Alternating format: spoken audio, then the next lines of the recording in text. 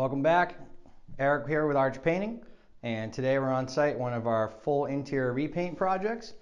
We're going to be doing this whole place, walls, ceiling, and trim. Today we thought it'd be a good time to tackle one of the questions we get asked more often than not in the field is, what sheen to paint all the surfaces in my home? We're going to make this quick and as informational as possible. Stay tuned.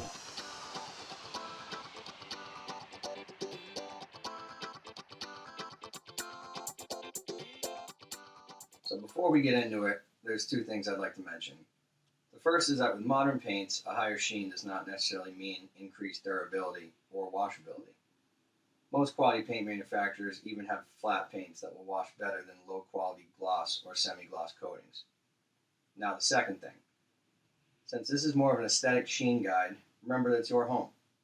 If you like shinier surfaces or duller surfaces, go with whatever you prefer. You're the one who has to live in the space, so have fun with it.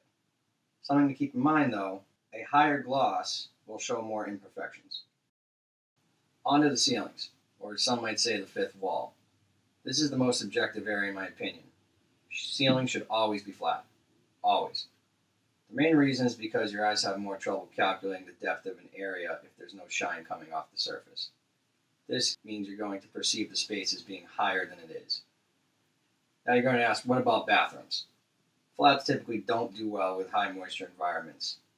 However, like we talked about earlier, most paint manufacturers will have a flat that is either moisture resistant or antimicrobial. Choose one of those for your bathroom ceiling. Let's talk about walls.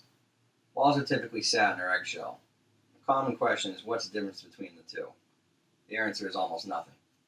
Even to a trained eye, it would be almost impossible to tell the difference, and they vary widely between manufacturers. Having some sheen on the walls will help you identify the boundaries of the space and provide a nice contrast between the ceilings and trim. If your walls are in rough shape though, and you have humps, bumps, patches, things like that, you may want to consider using a flat on the walls as well. Last but not least, trim and doors.